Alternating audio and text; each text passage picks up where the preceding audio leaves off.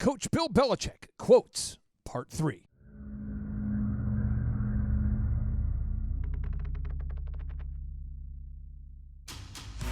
On today's show, we take another look under the hoodie to explore 75 Bill Belichick quotes about the management mastery of the number one coach in the history of the National Football League, the New England Patriots head coach, Bill Belichick. Some shows don't need a celebrity narrator to introduce the show, but this show does. 2 men, 8 kids, co-created by 2 different women, 13 multi-million-dollar businesses. Ladies and gentlemen, welcome to the Thrive Time Show. Now, 3, 2, 1, here we go! Started from the bottom, now we here. Started from the bottom, and we'll show you how to get here. Started from the bottom, now we here. Started from the bottom, now we here. Started from the bottom, now we here. Yes, yes, yes, and yes. Dr. Z, it is always ecstasy when you are next to me. And on today's show, we are joined by 3 incredible guests here, Dr. Z, on today's show. 3 incredible guests. 3. We've Trace. got we have Charles Kolaw in the house here, the co-founder of Kolaw Fitness there. Charles Kolaw, welcome onto the show there, sir. How are you? I'm great. I'm doing awesome. And your incredible wife's with you today, Miss Amber Kolaw, really the brains of the operation. Absolutely. And we've got Devin Woolley Bully Woolery here Whoa. in the studio. Just a beautiful man. His wife makes great food for Patriots games, She is by the way. amazing. And see, I have a little gift for you. Oh, no. Can you do a Google search right now for Bill Belichick fan? I just want you, for a moment, just do a quick search, Z, for Bill Belichick fan, and you tell me fan. who comes up right now in the search results. Who comes up number 1? Do you see us coming up there? Oh, yeah. So if you're Thrive listening right Time now, show, baby. oh yeah, we are becoming the world's number 1 resource for all things Bill Belichick. And on today's show, we are on part 3 of Bill Belichick Quotes, a look under the hoodie, exploring 75 Bill Belichick quotes about the management mastery of Coach Bill Belichick. You know, and it's so relevant because, you know, whenever you look at excellence in management, that's what you're wanting to, shoot for when you own a business. I mean, it's always about how do you get your team motivated? How do you get them trained? How do you beat the other guys? How do you win? And this guy seems to have it figured out. So what I'm going to do is I am going to first read the notable quotable. I'll have you break it down, and then, Charles, you can one-up us with what this means in your mind, okay? So notable quotable number 21, Bill Belichick quote number 21. He says, I think everyone is a case-by-case basis. Whatever the circumstances are that come with any individual, they exist, and you have to make a determination as to what your comfort level is with that person and the characteristics that they bring. Obviously, Bill Belichick's building a football team, 53 different personalities and skill sets on one team. Z, how does this principle apply? I mean, should you manage everyone the same, or should you treat everyone differently? I see so many business owners get stuck on this idea. I mean, do you treat everyone exactly the same? Do you treat A little bit of both. Some of your core stuff, you treat everybody the same. I mean, obviously, you expect people to be on time. You expect people to do their job. And so treating them in that regard. But then also, too, everybody is an individual. You know, I have 8 doctors that work for me at Dr. Robert Zoner & Associates, right? And they're all different personalities. They're all different people. I mean, they all have some of the same skill sets. But it's one of those things where I can't – and some of them, you know, I can encourage them in some ways, and some I encourage in other ways. And part of that is getting to know – your staff, getting to know your people, getting to know your core people, your management team, all the, that core group around you. Obviously, when you have hundreds of people working for you, you can't get to know everybody, and then you can't, manage them even at that. You know, when you have that big an organization. But through like Bill Belichick, getting to understanding, step 1, understanding that people are different, and that some people. They want just a little bit more. They want a raise to feel loved. Some people want a title to feel loved. Some you can actually get them a business card. They think, wow. So let's do this. Wow, let's do this. You've done so much for me. We're going to get into you're taking us to a deep, dark level pretty early here. Oh, and I am. Ben Horowitz, he built a company called Opsware that was acquired by Hewlett Packard for $1.6 billion of cash. And he... after selling the company, started Andreessen Horowitz, which is the world's most successful venture capital company. Now, he agrees with you about everyone has their own different personality. He agrees with Bill Belichick here, but he does not put up with lateness. So this is what he does. He charges people $10 per minute if they're late for meetings. From top down, $10 per minute if you're late. So everyone's managed, differently, different personalities, but he's like, the one thing at Andreessen Horowitz, we're not going to tolerate lateness. Let's talk about some of those deal-breaking things at your optometry clinic. I mean, what are some of the things where you go, maybe you're fastidious about being on time, maybe you're not, maybe you're fastidious about checking the voicemails, maybe you're not, but what are some of those deals where you say, listen, we're going to accommodate certain personality differences, but here are some things that, frankly, we're not going to budge on? What are some of those unnegotiable things where everyone has to be managed the same? Well, I think theft is one of the things that you have to look at and say, we have a zero tolerance for theft.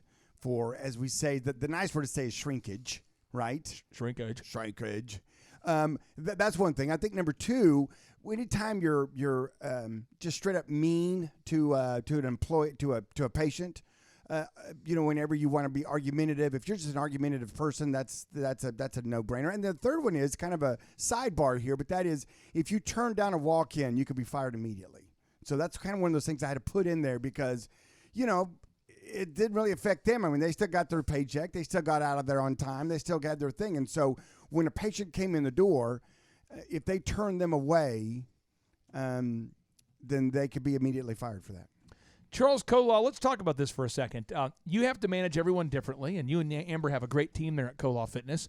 But talk to me, what are those challenges of managing people on a case-by-case basis? Because you have a great team now, but en route to building this team, I mean, what are some of the challenges that you ran into before establishing a quality team that you have now? Well, the problems, see here, so the question is the problems I've had. Yeah, what were the problems you had? I mean, as it relates to the different personality types there. Yeah, like as far as people actually show up on time, do their job, and, somehow wow their boss. I always would break it down really simple. I say, as long as you show up on time, do your job, and then wow your direct supervisor, you're going to be promoted every time. So it's basically show up, do your job, and then somehow between those two times of before you end the day, just wow your direct supervisor, and then they always get promoted. But if they don't show up and they don't do their job, those are grounds for termination. You can give them some warnings and some coaching, and then if they don't show up, don't do their job, and don't wow your boss, they can be replaced at any time. So those are the three things that I would: show up on time, do your job, and then somewhere between the two, figure out how to wow your direct supervisor. And that's the three key things I look for in people. I feel like, this is what happens. It seems like in the game of football, the guy who's the most athletically talented pushes back the most about everything, maybe the most entitled. And the person who's the least talented athletically in football tends to be the most coachable because they have to be. Yeah, they have. And I think it's interesting how Bill Belichick will put up with you until he doesn't put up with you. And I've heard you say that a lot, and that's one thing I've learned from you. I've learned from watching Bill Belichick is Coach Bill Belichick, he will put up with you for as long as he wants to put up with you. Can you please talk to me about the balance of this? Because I have seen you explain this to me. You're like, this is something we're going to put up with for a while. But mentally, we need to fire this person. Mentally. Talk to me about that. How do you do that? Well, when you own a business, you have someone that's a good producer. I don't care what you're doing. Maybe they make the most sales calls. They close the most deals. They sell the most widgets. They can fix the Fitzer valve. The Fitzer valve quicker than anybody else. I mean, they are a rock star employee in that regard, but they always show up late, always take too much time for lunch, always want to leave early, always have some drama in the office about something. Always. And, you can fill in some other blanks, too. You business owners out there nodding, going, yeah, I got a couple of those. Yeah, And people always ask me, why do you put up with them? And I say, well, because so far, the straw on the camel's back hasn't broken the back yet. Now, there may be a day when I've had my fill of said drama. I've had my fill of said tardiness. I've had my fill of their entitled attitude. Yep. And up until that point, as long as I can put up with it, the benefits are outweighing the cost to me right now, the ROI on this employee is still in my favor enough that I want to put up with the jackassery that they bring to they bring every day. And that's a gut call. I mean, people ask me all the time, how do you know when you've had enough from an employee? I go, when you know, you know. I mean, it's one of those days where you wake up and the same thing happened, but all of a sudden just something snaps. And it is literally the straw that broke the camel's back. And you, though, are very good about not firing people in a way that creates drama for you. No. You wait till you have all the chess pieces in place so you can say you're fired and checkmate. Now, I want to tell you something right now. May I share a little superpower? I would love for you to share the superpower. Time-saving superpower. Oh, nice. Do we have time for that nugget? I am ready for the superpower. Okay, here we go. Give it to us. Young one. It's a pebble in my hand. Thank you. Snatch it. Listen to me. I'm going to save you hours of your life. And you're welcome up front, by the way. Follow the simple guide to firing your next person you need to fire. Write this down. And that is you call them into your office. Billy, come into my office. Billy, come in here. And once they're in your office, you tell them these simple words, simple phrase. And that is, since you brought up Billy, it's just not working out. You're fired. Oh, Billy. Right. And Billy's going to want to sit there and argue and fuss and cry and throw a fit, maybe get argumentative, maybe want to fight you, maybe want to throat punch you. I mean, it could go a number of ways, but you just stay steady. Don't take the bait, as we used to say. Just say it's not working out. You're fired. You need to leave now. And that's it. You already have H&R policies on what happens 2 weeks, but whatever your policies are in place, you've already got those in place, right? So you don't need to go over those. They can go over with someone with HR or their exit on their way out. But what'll happen is if they say, here's a fishing technique. If they look at you and say, well, so that I can be a better employee in my next job, what can I do better? And then that's the bait. Then you go, well, you can actually show up on time. And then next thing you know, they go down the litany of every one of your employees that's ever been late and how many minutes they were late and why aren't they being fired and you don't like me because really it's something else. I mean, so you get into this argument that before you know it, you've burned 2 hours of your life. You've got nothing else accomplished. You're not here to life coach this person at this point. They'll sort it out. They'll figure it out. If they can't figure it out, that's on them, not you. That's the way life works. So whenever you're ready to do that and you've made your decision, then you say, and you're not going to change it. You say, it's just not working out. You need to leave. You're fired. And that'll save you hours of argumentative frustration. And as much as you want to sit there and get into the nuts and bolts and the nitty gritty of why you did it, don't take the bait. I have a little story for the listeners out there about Bill Belichick, letting people know when it's not working out. And Z, I think you would appreciate the story, or get repulsed by the story. I don't know. You'll react. Maybe both. Jonas Gray was a member of the Patriots who set the record for most rushing yards in a game. Z, why is that sort of a big thing to set the record for most rushing yards in a game? For people out there who don't know football that well.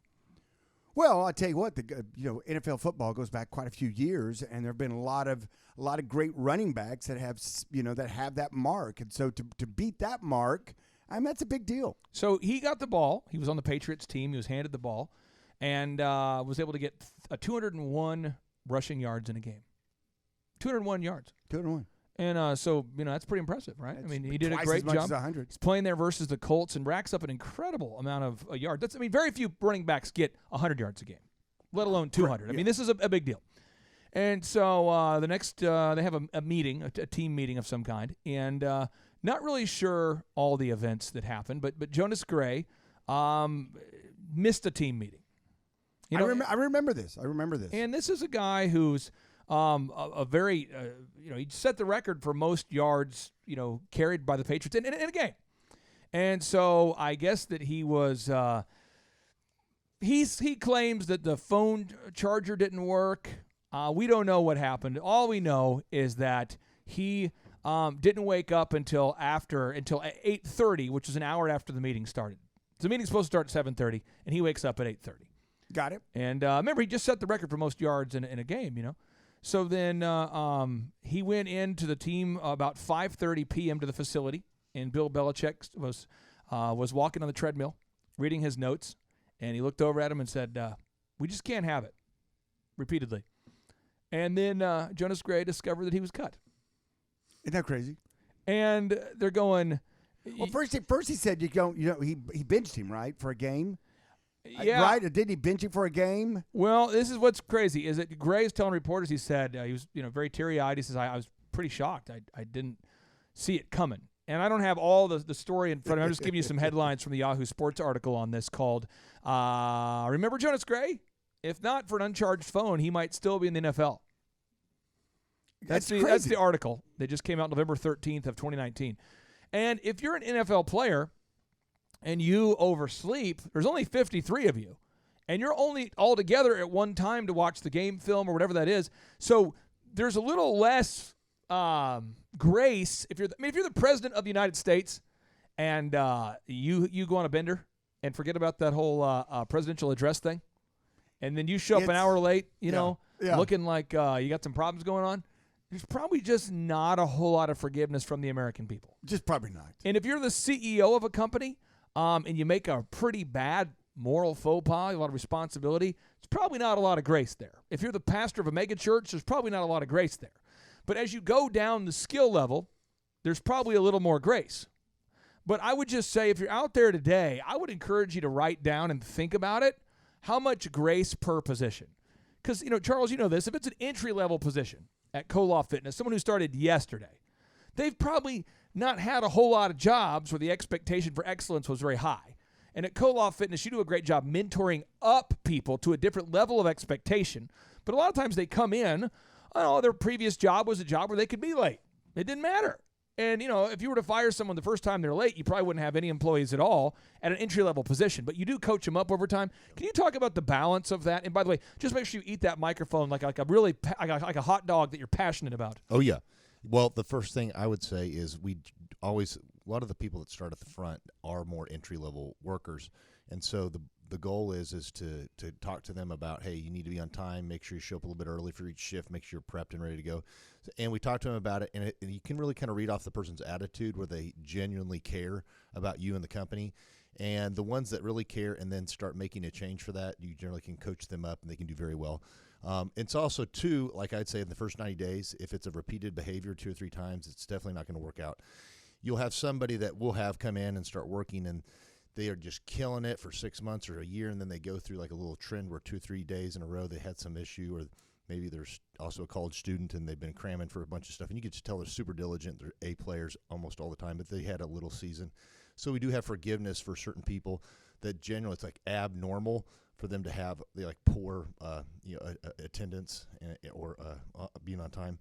So that's the kind of stuff that we see. And then also as like management or assistant managers or team leads, those are ones that have already been vetted over the first 90 days. We have a criteria. So every 90 days, they have a interview, and all these things are really specifically documented on a 360 review, not just from them or their direct managers. It's also some of the surrounding employees.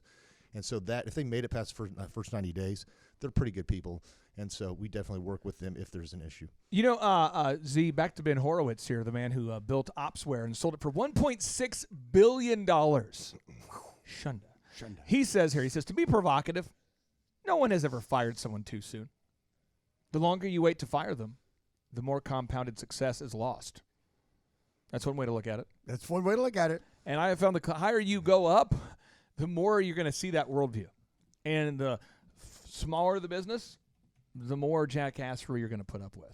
So if you're listening right now, if you are putting up with some serious jackassery in your life, you're just putting up with a little, like your waitresses provide a great salad and a great customer experience with a side of sarcasm. If you're putting up with that, the profits are really low. Unless what's that restaurant that does that encourages their people to do that? Dick's Last Resort. Oh, there we go, yes. Unless you're at Dick's Last Resort. Everybody else, then that probably applies. The lower your expectations, the lower the conversations, and the lower your compensation. That's just what happens. It's just what happens. Now, Bill Belichick, quote number 22, he says, you either get the job done or you don't. Dr. Z, in the context of business. I'm an optometrist. I work for you, helping people improve their vision. And, you have certain standards and checklists and processes. And one thing you have to do is the people on your team have got to save the files properly. The first name and the last name of every patient. And some people, just for whatever reason, just can't seem to spell the name right. They can't just clarify the name. They just can't seem to get the phone number on file. They wanted to clarify the prescription. None of your employees. This is all just hypothetical, but other people. Goodness, yes, none of mine. Talk to me about that for a second. You either get the job done or you don't. In every one of my businesses, at the sleep center, when people come in there, we have to get 6 hours of sleep. And if you don't hook up the 24 electrodes properly to them, and they get sleep all night long, guess what? We have to come back. And that is not good because the people, and that's tough. They sleep out of their own bed. They got to make plans for it. Then arrange their life. It's challenging. Just same thing when patients come in. They expect to get a good eye exam and be able to actually see clearly. I know this sounds crazy. See clearly and comfortably out of their glasses or contacts. As crazy as that sounds, that's what they expect. Can I have audio here, and Devin, you gave me an audio file before we started here, and right. This, so you have a sleep center you mentioned. Yes. What's the website for your sleep center? Dr. Z's Sleep Center. Now, Devin, I don't know if I say you gave me an audio file through ESP. I think you and I have telepathically communicated that you wanted to give me this audio file, and we'll see how we'll play a little game with Dr. Z. Z, is this audio of one of your employees at the sleep center putting on an electrode on one of your patients? Yeah, let's see. Or is this not? Okay. Now, you're going to have to wait all 27 seconds because it'll start off and you might go, this is obviously my sleep center. Yes. But before we play the audio, please explain to the listeners out there, if they live in the Tulsa, Oklahoma area and they schedule a sleep exam, what actually happens? A sleep study. What actually happens? Well, what happens is, and by the way, the URL is drz's3zs.com. drz's.com. Yeah, Dr. Z's. Well, what happens is when they come in, they're having problems sleeping. And so to diagnose that, you have to do a sleep study on them. And in order to do a sleep study, they need to come in, and we need 6 hours of sleep. And they come into our facility. It's a bedroom, and, it's a comfy bed, and it's all the accoutrements you'd find, a little TV up on the wall, and a little nightstand with a little night light on it and all that good stuff. And they actually have to be hooked up to 24 different electrodes in various spots, some in their head, some in their chest, some around their head and neck. And then they go to sleep. And then they sleep for 6 hours. We have a software that gathers all the data, and we have a technician following and tracking it. And then it's read by a sleep physician who then comes up with a diagnosis of why you're not sleeping. And hopefully it's something we can help you with. You may have restless leg syndrome. You could have let me sleep cue it up apnea. here. You could have. One of your kind nurses was sitting down with this patient here. Yes. And I believe this is the right file. Why you have cameras and recordings from everywhere, don't you? Yeah, no, this is audio here of, I believe, one of your nurses talking to one of your sleep study patients. Let me keep this audio. If this is not actual audio, please correct me after about 1 minute and 27 seconds. Okay, just let it happen here. Let me get it ready here. Okay, here we go. So apparently this is one of your patients showing up. Okay. It's me, Carl. I'm here. Carl, he's here. Allison, I'm here. I guess Allison is the tech. Oh, yeah. She's a good tech. Hey, who were those guys? Oh, that's Rooney, my new friend Lee. He's a male nurse. We hit a couple of raves last night. It was totally off the hook. Yeah, you seem a little hyper. I had a couple Red Bulls. Have you ever had a Red Bull? I never had a Red Bull before, but I had a Red Bull last night. I really like Red Bull. I got a new necklace. Glows in the dark. But you can't really see it right now unless you do this. That's really something. Does a Red Bull make you crash pretty hard? No. I don't think so. No. No. Hey, after we jog, we should get a Red Bull. You can get a Red Bull, and I get a Red Bull. We could share a Red Bull. Okay, that'd be really good. That sounds like... Rebel. I'm really It's going to be hard to get 6 hours of sleep out of him, though. Okay, so people are all hopped up on energy drinks today. Oh, yeah. And people have a hard time sleeping. That's one. And that might not have been the right audio file, but people may do have a not hard have time due to a lot of other variables too. But maybe energy drinks is a problem. It can be. Okay. Some people take caffeine or energy drinks too late in the day, and their body can't unwind and go to sleep on. So this is the part I worry about. And again, you just listen to all 27 seconds and tell me if this is, because a lot of people are worried about doing a study. Do I have to spend the night there? Do I actually sleep? If I do a sleep study at drz's.com, do I actually stay overnight at your place? Sure. Yeah. 6 hours of sleep. Yeah. All right. Let me cue up the audio. Let me just. I'm really worried about this one, Devin. I don't know if you got the right file on this. Let me cue it up here. I hope so. Wow, it's intense. Assume the position. Uh-oh.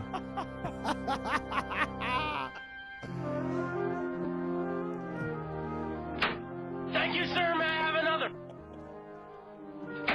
Thank you, sir. May I have Our sleep studies are a tad bit different than that. Thank you, sir. May I have another? Just a little different. Just a touch different. Was that after you changed the workflow? Yeah, that was early on, the early days of it. But we've changed that. The checklist had to be changed dramatically to prevent that from Yeah, happening. we do 24, electrodes. No, but I seriously mean this. If you don't put the 24 electrodes on, it doesn't work. At Koloff Fitness, when people come in, the first month at Koloff Fitness, what's the no-brainer you guys have, Charles, at KoloffFitness.com? Yeah, the first month's $1, and we also have a 30-day money-back guarantee. We'll give you $1 back if you for any reason it's not a good fit. But it is possible hypothetically for someone to screw that up. I mean, if I worked for you and maybe I put the customer's information in incorrectly, I could mess it up, right? Yeah, we do. We've had people ask for their $1 back. So again, I mean, you either get the job done or you don't, and it's not mean. You just either get the job done or you don't. See, it's not mean. It's not mean, and you're paying them to do a job. And it seems so, I don't know, it seems people go, that's so mean to fire someone, and go, no, we had a deal, and if they don't do their end of the bargain of the deal, what's my recourse? Not to pay them? Well, that's right, but then they don't work for me. So it's called firing them, and it's okay, folks. On a couple shows ago, we talked about that, and I said, more times than not, you help a person in the next chapter of their life. They come to some realizations. They have to face themselves in the mirror. They have to really come to grips with what happened and why. And is that the way they want to go through life, going from job to job to job to job, getting fired. And it's stressful. I've been fired once. I was fired once. iMart? Oh, yeah. I was president of iMart. I got let go. And it's crazy, but it was the best thing that happened to me. And I couldn't tell you how many people that doctors in particular that I have fired over the years, and I see them years later at a function or a conference or something, and just checking in with them, still being nice, and say, hey, how's it going? Oh, it's the best, man. You let me go. It was the best thing that happened. I went out on my own, and I've got my own little practice, and I'm loving life, and man, it's so refreshing to work for myself now, and I would have never done that. I never would have stepped out if you hadn't kind of pushed. Sometimes you got to push that little bird out of the nest, and anyway, so sometimes it can be a really good thing for them, and it's always a good thing for your business. Whenever people don't understand that, but the other employees see you make that decision to fire someone. Jack Welch talks about it in his book, and he winning. He talks about a good public hanging. Now we don't actually hang the people; it's metaphorically speaking. A good firing really gets everybody else on their toes. I mean, when we let somebody go, it's amazing. The next day, I mean, everybody's high and tight. I mean, there's no phones on the floor like they're not supposed to be. I mean, people are, the phone's ringing not 3 times but twice, and it's being picked up. I mean, people are on their game. The place is high and tight and clean like it's supposed to be. And so it's amazing. People are like, oh my gosh, they're serious about this thing. If you don't do what you're supposed to do, they're going to let you go. And it's like, yeah, that's the way it works. Now, what I want to do is I want to talk about something, Z, that really, this part's going to bother somebody. Uh-oh. It's a Bill Belichick move. Oh, no. But it's called secrecy. And Bill Belichick is very, very secretive about things that the media doesn't need to know about. So I'm going to read you a little notable quotable. Bill Belichick, quote number 23. We have absolutely done as much work as we can on finding out things like that, and we'll try to get all the information that we can as that would apply to any current situation, which I can't talk about. That's him answering a question from the media. But Bill Belichick gets a lot of crap from the media for not answering their questions. But Bill Belichick also is known for having watched the other team's press conferences to learn about their injury reports and to help strategize. Z, talk to me about this, because a lot of business owners feel mean for not sharing all of the information with all of their employees all the time. Well, I think that's why he's a winner.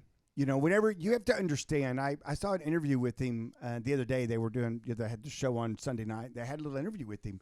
And one of his favorite books that he wanted all of his coaches to read was, guess what? The Art of War. The Art of War. Yes. One of my top 3. You love that book. I love that book. Oh, yeah. And in there is a lot about scouting your opposition, understanding their weaknesses, attacking their weaknesses, understanding your weaknesses, and then defending for your weaknesses, understanding your strengths and playing to your strengths. It's all breaks down in that book. And so if you tell all your business all the time to everybody, then they're going to figure you out quicker than they should be. And so when you start a business, if you have one now, you should be thinking this is war.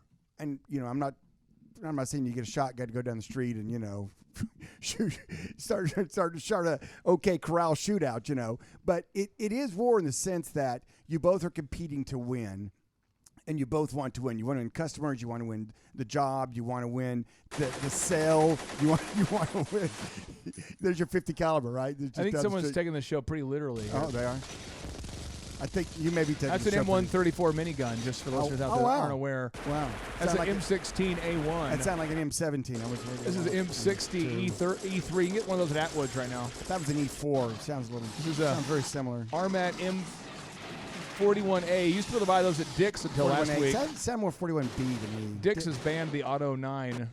Wow. The sales of the AK-47 have gone down at Dick's recently. They used to sell that. Sorry, sir. The business is war. But you have to play to win. That's why we talk about having secret shoppers. You want to secret shop yourself to find out what your own weaknesses are. And that's what Bill Belichick was talking about. That's what's in that book, The Art of War by Sun Tzu. Yes. And you also want to secret shop your opponents to find out what their weaknesses are, what their strengths are. Maybe they're doing something better than you are that you can incorporate. That's okay, folks. It's all about understanding you want to win in business. So many businesses start up and fail, and that's what we want to do. We want to provide some straight up mentorship for business owners out there so they can open up their business and keep it open.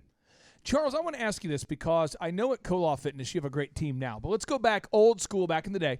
Have you ever shared too much information with an employee on your team who then later, as a way of thanking you, within maybe sometimes months or years, ended up becoming your direct competitor? I mean, you taught them A, B, C, out of your desire to teach, to mentor, and to coach up your people. Have you ever taught somebody so much information that they could only thank you properly by competing directly against you? Because I know that I have. I just want to know, have you ever done that, my friend? Yes. What I had learned with like fitness training, I would teach somebody how to. Basically, a lot of people are really good trainers. Yeah. But then when they get into trying to sell it on a regular basis, they don't have the sales skills, and they don't have the interpersonal skills to connect, and then really drive it down to a sales acquisition, and then have the actual documentation, the one sheets, and so on that does all the processing for the billing. And so what I would do is sell, and then fill up everybody, and then I got like 20 appointments on sales, and I've got 6 or 7 guys trained on the floor. Then I need to train somebody up to manage that, and then I teach them all the sales stuff, and then the sales guy ends up selling really good, and then 6 months later he leaves and tries to take trainers and so on, and then becomes your competition. But the funny thing is most people that work that way, they're not diligent. And so they end up falling apart within a year and a half, and they either come back and ask for a job again, but they're just not consistent to keep up with it. But yes, the answer is yes, I have trained up people to become a competition. Z, have you ever trained up somebody who thanked you by competing directly with you? Oh, all the time. Yeah, Charles, I had a question for you while you were talking about that. Is there anything that a former employee can do that burns the bridge that you would never, ever contemplate hiring them back? Ooh. Yeah, it would always be like an integrity thing, and then also when they're directly lying to me when I've already done my homework to my face, it really pisses me off. And so when I know that they're lying and they're also being unethical, and I can have a lot of grace when somebody's honest and has remorse, and you can tell they're really genuine. They care about you. They care about learning from you and to do the right thing. So I definitely want to help somebody make that through. I wasn't always perfect. I'm a knucklehead. I'm a Jack A, like Clay says. I've made some mistakes. So I like to give people second chances, but there's definitely things where I can tell they're lying to me. I've given them a second chance. I want to get I want to get you off the mic, and I want your wife on the mic for a second, because I want to get her take on this, and maybe we can adjust the mic, Devin, maybe to accommodate Amber, who is smaller in stature, but really bigger in persona and power. She's the leading member of the power team. Dynamite. And she was ripping phone books in half as a warm-up for today's show. And just make sure you eat that mic with a lot of passion there. Have you ever watched your husband, who's probably the most compassionate guy I know, been screwed by giving someone a third chance and thought to yourself, this has to stop? Has that ever happened? Oh, absolutely. Seriously? Yeah. And which is a really hard part for me. Yeah. I think you and my wife share in that role. Yes. So from afar, you're not in it. So we as an entrepreneur are thinking, oh, I could really fix this guy. I could train him. And so you see us devoting, in this case, Charles' case, but in my case, me, you see them devoting that Saturday night or that Friday night or that Tuesday night or whatever, that their downtime, their free time, they go in that extra mile to train the person. And you know that they're going to screw you. How have you as a couple been able to work through that not happening anymore? Because it used to happen, but now not so much anymore. How did you as a couple work through that? Because there's somebody out there listening right now who's going through this situation right now. Well, I think we have to remind each other we are on the same team. So, but that doesn't always mean we would make the same decision in the same situation. So I am supportive of him and he'll be supportive of me, even if we don't agree with the decision. But to also encourage each other and remind each other what our long-term goal is for the company, and letting that person go might be the best thing for the company, might be the best thing for them. There was one time I was out of town and I got back and he had bailed one of our employees out of jail. Oh, wow. And so, we were going to garnish some money out of paychecks for the bail money. And so I thought, okay, that is definitely a decision I would not have made. Okay. But to watch him, he does have a passion for people, loving people. So okay, I just was curious there. Now, Bill Belichick, quote number 24, it says here, whatever success I've had, it's because I've tried to understand the situation of the player. I think the coach's duty is to avoid complicating matters. Z, I see this a lot where an entrepreneur comes into the meeting and they say, Z, I got a quick notes I want to share with the team. Sure. And they'll have a book like this, ESPN, the company, the story and lessons behind the most fanatical brand in sports, and it's dog-eared. Oh, yeah. And there's writings in the 706 quick tips. Yeah. So you're like, guys, because as an entrepreneur, you love learning. Sure. So you get this novel, this book, this mini. You just watch the entire documentary series of Steve Jobs, and you come into your staff and you say, guys, listen, I just finished reading ESPN, the company, and we're going to have a 14-hour meeting devoted to teaching you the 107 steps that we need to reinvigorate the entire company by Monday. And everybody's wearing black turtlenecks from here on out. Right. That's the Steve Jobs part. And by the way, and it's too much. And then I used to think that's how you had to run a company, but now as I've got a chance to shadow actual billionaires and multimillionaires, I've discovered this is how their meetings go. They'll say, Carl, this week as the front desk guy, I want you to sell memberships, and we're going to role play on memberships, and you got to get those reviews. And then we're going to work on memberships and getting those reviews. And if we have time, we might work on checklists, but we're going to go back to reviews and memberships, and we're going to work on it for 30 minutes. And I'll see you next week. As opposed to the 17-hour coach-a-thons, can you talk to me about the importance of making your systems simple and repeatable and scalable? Because if not, by default, we're all going to create a high-skilled job as opposed to a business. Well, I'd also like to touch on, before I do that, I'd like to touch on meetings. You have to understand, folks, if you own a business and you have a meeting with your employees, you're paying them to not be productive right then. I'll talk about that. So I'll give you a rap beat. You just kind of repeat that until our heads explode. I know entrepreneurs that, for whatever reason, if they want to have a meeting every week and go over the same things they've been going over, the same time, same shtick. But nothing's getting done. And, they got 20 employees. And nothing's getting done. Hey, and they're paying them $15 an hour each one. And nothing's getting done. You do the math. But nothing's and that'll buy you a nice steak dinner, if you know what I mean. And nothing's you getting done. You want to get a nice steak dinner and maybe a nice bottle of wine with your honey. And they're talking about theoretical concepts. Date night. They're talking about things that don't matter. Or you want to go to, Taco Bueno or they're building a community. Big Mac. You get a Big Mac at, date night. Honey, sorry, I had that meeting and they're kind of expensive. And one thing I found out is that while all the kids, while all the employees are in the meetings, none of them are making calls, none of them are making sales. And nothing's getting done. The bottom line doesn't change other than it's just costing me money. And then nothing's getting done. But the good thing about it is I can use my same notes for every meeting. I mean, I'm ready every meeting. I got the same set of notes. And I mean, it becomes a discussion of emotions. Yes. And politics. And drama. And religion. And politics. And culture. And politics. And drama. Of what are we having for lunch? For our next meeting. And then trust falls. And then fun runs. And then corporate involvement. In fact, I need a faith fall right now. Corporate givebacks. Corporate picnic. Corporate picnic givebacks. There corporate challenges. Corporate. But you see this, see? I know. It's very, very common. It's very common. And again, as an example, let's do the reverse of what he just talked about. If you have a quick trip, if you run a quick trip gas station, you're a manager, every single time there's a shift change, you've got to go over the checklist that needs to be done, okay? Gotcha. Elephant in the room, every morning you have a quick huddle. That thing should be like a standing meeting. It's going over what needs to be done. But there are some companies that insist on having a meeting where it doesn't serve any purpose. It doesn't inspire, nor does it challenge. It's again, so we're not saying all meetings are bad, but we've all been in meetings where we're like, nothing got done. Nothing got done. It's a 2-hour meeting where people are discussing how they feel. Right. And everybody's just trying to sneak around on their phone during the meeting, and nobody's paying attention anyway. And everybody feels like they need to have something to add. So this is how it goes. Oh, yeah. You know, Z tries to wrap up the meeting. Guys, does anyone have something to add? Oh, yeah. And I'm like, well, I have one thing real quick. Yeah. When you look at the word Zellner, the word, it's a red letter with Zellner. The red, could it be blue?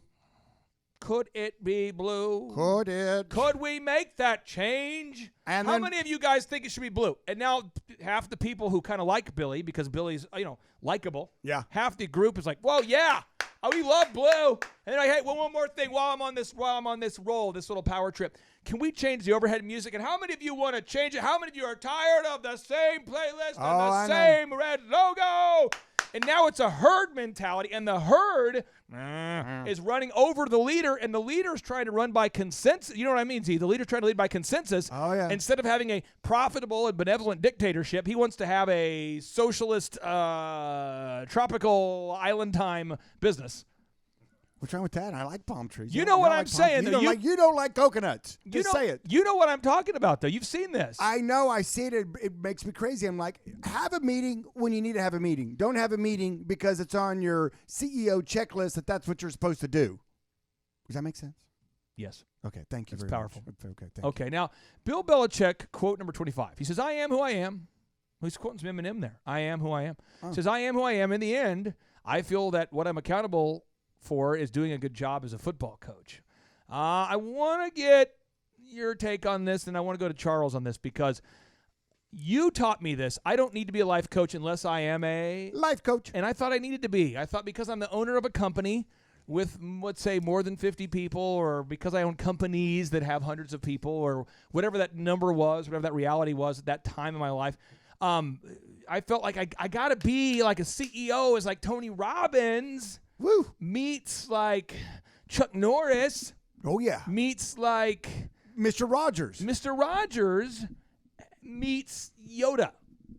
And so I'm trying to do all that. Yeah. And I'm trying to be the best motivator ever. Trying to make my own infomercial series for my team. Trying to write books for my team. Just all these things I have to do. And at the end of the day, I'm just accountable for making a profit with the company DJConnection.com when I own it. That would have been cool if Mr. Rogers had like a lightsaber, wouldn't it? I mean, it's come on. A beautiful day in the neighborhood. A beautiful day in the neighborhood. Would you be? But think about this for a second. There's somebody out there, and this is what you're doing. You've bought into this belief that you have to make what you do more profound than making a profit selling hamburgers. And so you have a business that sells hamburgers, and that's how you make your profit. And so instead of spending, time with your kids or, your own family, you are building. You're doing things that don't relate to the business, and you're getting sucked into this. It's almost like business meets church kind of combo, and yet the church isn't it's not a well-run church or a well-run business. Right. Now, if your business is profitable, I give you permission to go a little deeper if you want to. But we can't get distracted, Z, trying to be anything more than what we need to be. You know what I'm saying? Like Bill Belichick's not trying to be a motivational leader here. He's just trying to win games. He understands his lane and he stays in it. That's a term that's out there that I think people can really understand. Know your lane. Know your lane. And do it with excellence. Oh, man. Whenever you have yourself or an employee or even friends or family members that we see, they're trying to get out of their lane and trying to get to somebody else's business, or trying to do something that they don't have the equipment to do, it's just, And we all know that. We all know somebody that thinks they're funny and they're not. for example. Oh, we've seen this. Oh yeah, and you just want to say stop. Tell her you're not funny. Please, for the love of God, please just and by the way, stop. what's frustrating about not being funny? And by the way, I think people don't laugh. What's frustrating? Well, I think everyone can be funny in their own lane. But let's do an example. You tell jokes, and they get laughs. Like you know how to introduce the plot. Okay.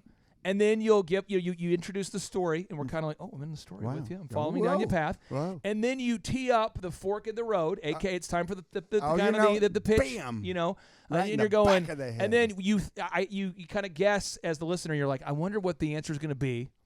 And then because your answer is different than what we expected, the punchline, and it works. That's humor. You're good at that. Well, but some people are storytellers, and they're not good ones. And some people are. Just their awkwardness is funny. Some people are, but I'm saying nothing's worse than when you don't know what you're working with and you keep going with it. I get it, and that's why I'm just saying know your lane, and that's why when you meet someone who knows their lane and they stay in it and they do it with excellence, they're really charming to be around. I mean, I really love those people. They're maybe they can be maybe a little self-deprecating. I mean, they don't take themselves too high. Their pride's not over the top. I mean, they get themselves and they're comfortable in their own skin. They know their lane, and those are the kind of people I like working for me because these are the kind that are coachable. They understand they're not perfect. Yep.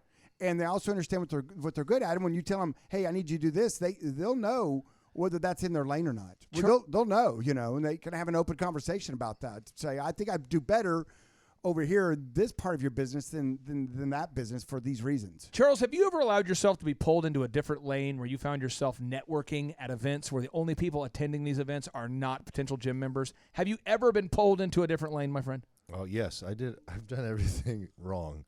So, yeah, I've done that. I want to share my low point of networking, and you could share yours, okay? I remember going to a business after hours event for a chamber thing. Now, people out there that don't know this, I don't go out unless my wife is with me. So if we're going to go out, I'll bring my wife. That's what I do. And I'm not saying that that's right or wrong. That's just what I do, okay? So for us and our family, that's what works. So I go to Zeta's business after hours event for a local chamber. Oh, business. Oh, wait, business after hours. Yeah, but it's a business, and they said we're featuring a guest speaker. Wait, is it after hours? I mean, it wasn't. I didn't know it was like business after hours. I thought it was like, business after hours with this guest speaker. And I get there, and there's about 100 people there. And all of the ladies, mostly ladies, probably 70% are ladies, they're like 23, 4, 5, 6-ish. All the guys are like 50, 45-ish business owner guys. And I'm realizing this is like kind of like a speed dating, the way that it feels. And there's a lot of drink tickets there, a lot of mini skirts going on. There's a lot. It feels kind of clubbish, the music. And I'm thinking to myself, like, how have I ended up here? Yeah. Because there's no real networking going on.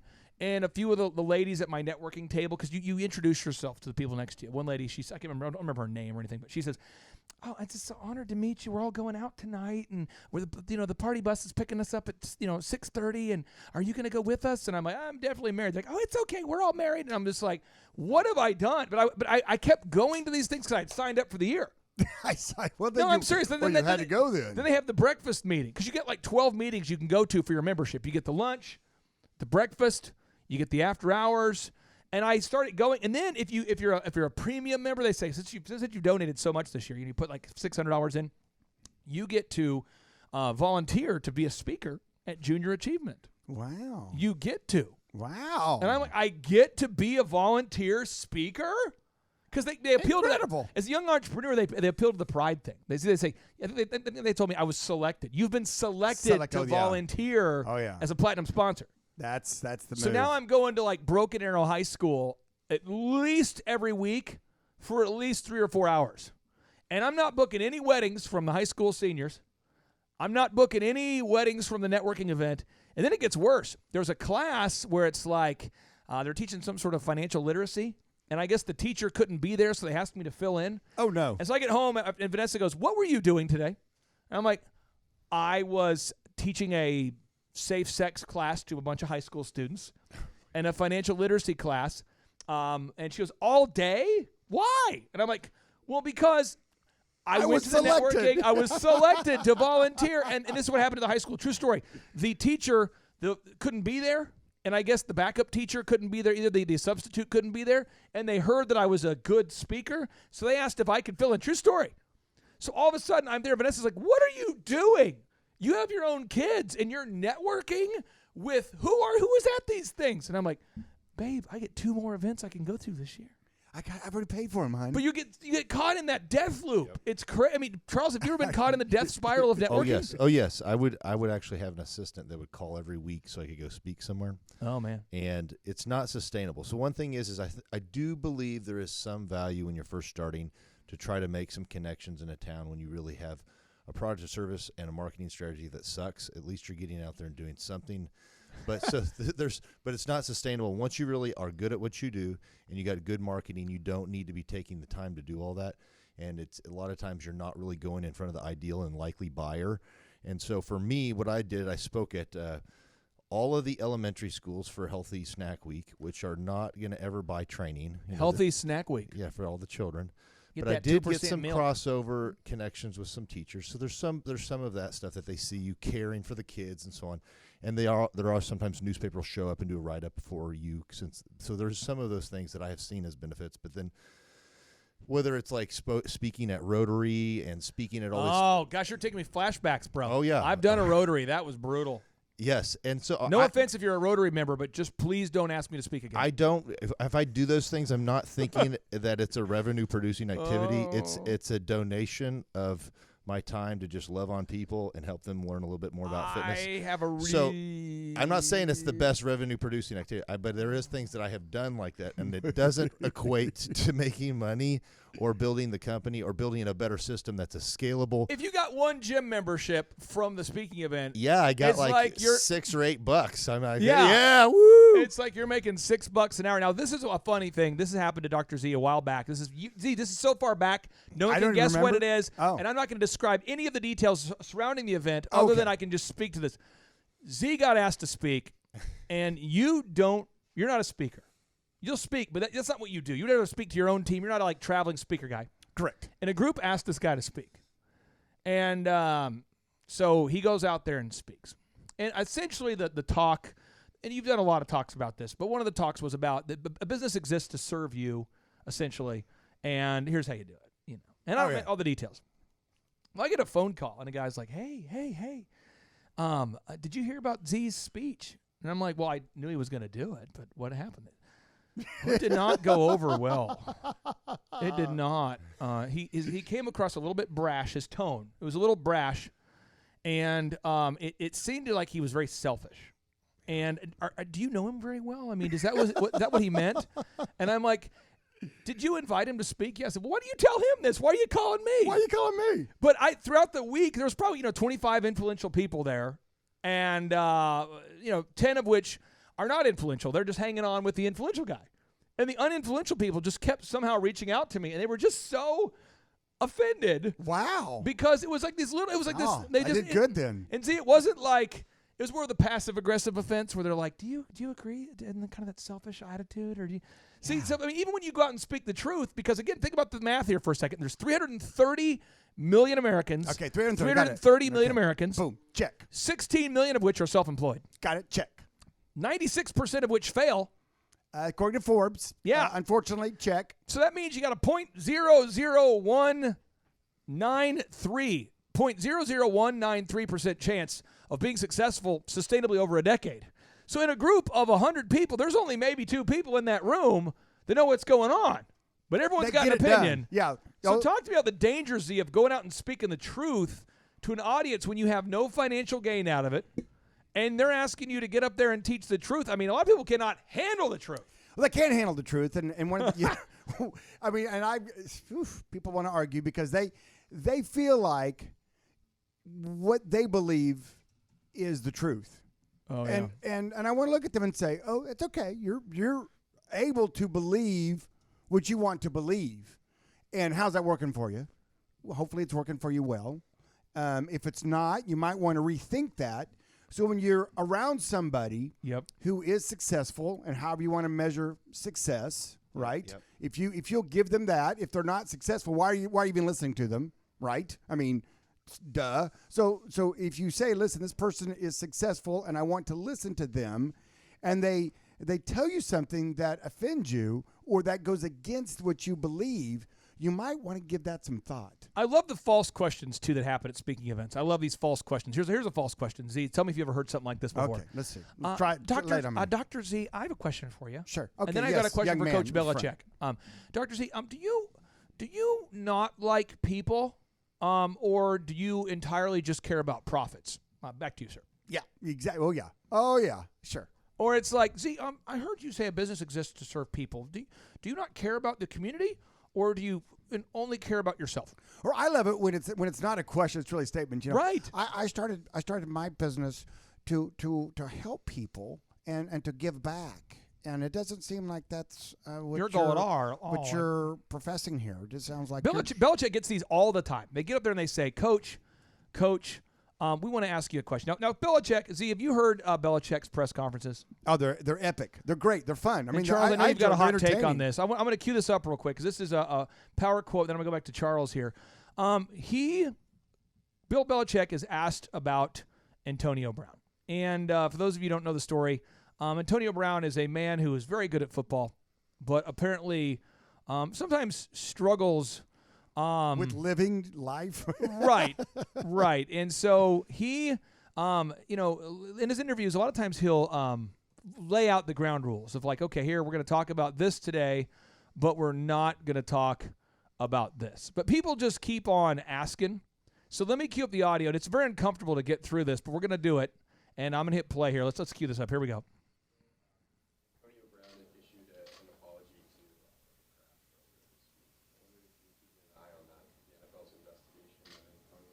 Yeah, we have to talk to Robert about that. I mean, every week you guys ask me about a player's not on our team, and so every week's going to be the same answer. But these reporters every week ask him about Antonio Brown. They just keep asking him. No, there are questions about Antonio. We take all the situations with our team very seriously, and there are some things that we're looking into, but I'm not going to have any comment on any of the off-the-field situations or questions on that, so. Anything on football? Here we go. Good answer. Coach, can you just talk a little bit about Antonio Brown's goals? No, I'm not going to get into that. You always say you want what's best for the team. So how do you weigh with your players their performance on the field with their behavior off the field, and what's best for the team overall? Yeah, well, it's a big picture question. We answer it the best we can. There's no set formula. How important is the behavior off the field? Everything's important. Bill, another headline today focusing on Antonio Brown. Does any of this at all affect his status with the team? Yeah, I think I've already addressed this, so we're going to get ready for the Jets here. Happy to answer any football questions, but the rest of it, I'm done with the rest of it. Was there ever a point where some off-field stuff is okay, so, yeah. I'm good. Okay, thank you. Well, we had enough of that. I said a non-Antonio Brown. He walks off. Now, see, I've had multiple speaking events I've done that have ended that way, like multiple times, where you get asked to speak. Before I realized to say no to everything, sure, except for things that monetize themselves or that can help or that my really audience. Matter. Yeah. But I remember going to one chamber event, and this lady kept saying, so do you, with DJ Connection, care about your customers or profits? Because you can only choose one. And I remember saying, I don't know what book you're reading, but you can only choose one. It's either you care more about profits or your customers. And I said, let me just try to assume for a second that this is a real question. If my customers are happy, they'll come back and bring friends. So I care first about my customers because I care so much about my profits. But then sometimes I think so much about my profits, I care about my customers. And sometimes I think so much about my customers, I think about all the profits, and I just can't stop thinking it, but that's how it works. But, man, we've all been asked those questions. Charles, you had a hot take about this, I think, or a hot take. So, Dr. Z, I was going to go back to you, and then, like you're talking about, when you spoke, and then Clay was saying that sometimes what you said was more less about emotions and more about execution and running a good company and running good systems. And it's like you don't care, but you really do care. you know that if everything's getting executed, you're running a scalable, great business. And if it's not working, the customer's going to freely not desire to continue to purchase from you, and you'll make adaptations. So in my mindset, I guess my question to you is like, the first question would probably be like, when you're a small business and you're $250,000 or less in gross sales, you're really about personal self-interaction. It's a small business. You're kind of like self-employed. You have a job. You're doing a lot of it yourself, and you're in relationships with the direct customer. As you grow that, you get into managing people, and then you get into building systems and checklists and workflows, and all of those things become more about execution and less about relational. So when you're speaking to some of these groups, you have these groups that probably are in the small business mindset. It's all about making me feel good. And like Clay would talk about being not a happy hoper, and that's how they run their businesses, is they're happy hoping to make money. Happy hopers. And you're more about saying, hey, you've got to follow the systems, the checklists, the workflows. Don't let yourself get emotionally held hostage by every situation with a manager or an employee, because the bottom line is you're the CEO of a major multi-million-dollar company, lots of different ones, and you have to execute. You have lenders and partners that you have to be accountable to. And so what happens is you're coming from a core value mindset that's different. Well, I'm saying, like, so I guess it's not more of a statement. I hear more of a statement than a question. I hear what you're saying. But what I'm trying to say is, like, I will talk to people and I try to teach them this stuff, and you're like, wow, well, you don't care about people. I go, no, I really do. But what the problem is I have a lot of other responsibilities other than just one person in front of me, and I'm not just trying to sell $200,000 of gross sales in a company. I'm trying to build a system. Great companies have great systems. You can't create the systems. You're a limited resource. And so that's where I want to train people to be. Go ahead. I'm tracking with you. And sometimes, like Clay, if Clay was going to be speaking to, and Clay has spoken hundreds of times, if not thousands. If they said, hey, we have a group of CEOs that you're going to talk to. That's a great audience. Or we have a group of network marketing team here that's trying to sell, juices to their neighbors, They're trying to, they're all employed, but they're trying to start their own little network marketing business, get signed up, and we have this company here for you to come talk to. Those conversations would be different. Yes. If you wanted to connect with them, they'd be different. Yes. The high level stuff, what the eagle's view is, the giraffe view up here versus, the turtle view down here on the bottom for guys down there, just make a call, invite a friend to the meeting. Billy down the street will host the meeting. He'll have some hors d'oeuvres, some cheese, some cut up cheese and some, a couple glasses of wine out for them. And what'll happen is that mindset is totally different. So you're right. Sometimes you can touch on a deeper meaning or a deeper concept. Yeah, you got to have speak to the audience. Right. And someone that's not maybe ready for that is a little overwhelmed by it. I think and it comes across a little. We live in a culture where this is how people want it to work. People want it to be like this. They want it to say, we love to end as a culture, and I'm not saying our listeners do, but people they love to end the conversation with, I can see your point.